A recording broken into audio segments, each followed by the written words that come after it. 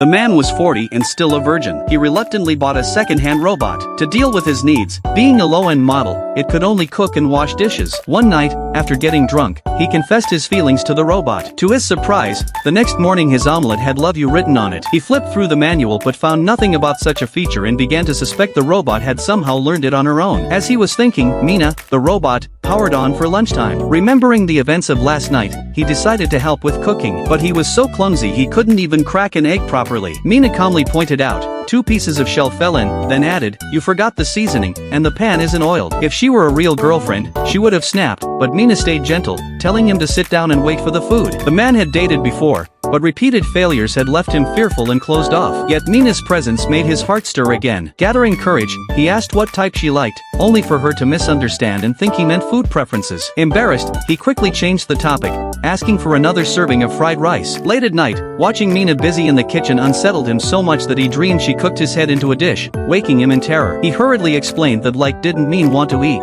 Mina replied seriously, "If I made a dish from my body, it would break your teeth, so you have to resist." By evening, he found himself tangled in forbidden feelings for her and tried to drown them with alcohol. Mina came over, reminding him his limit was only 2.5 bottles. When he insisted on drinking more, she poured water into his glass instead and discarded the rest of the beer. Tipsy, he finally mustered the courage to ask, "What am I to you?" Mina answered, "Husband." He froze, thinking she'd made a mistake. Mina tried to correct the setting, but he quickly stopped her. "No," he said, "you're right, I am your husband." Late that night, loneliness got the better of him, and he asked Mina to sleep beside him. To his surprise, she actually climbed under the blanket but just stared at him without moving. Uneasy, he told her to close her eyes and rest. The next morning, he noticed something odd in Mina's gaze. At first, he thought it was a system glitch, but she was actually angry. Remembering how he had acted scared the night before, he quickly explained it was because she was too close and complimented her eyes. Hearing that, Mina's expression softened, and their misunderstanding quietly faded away.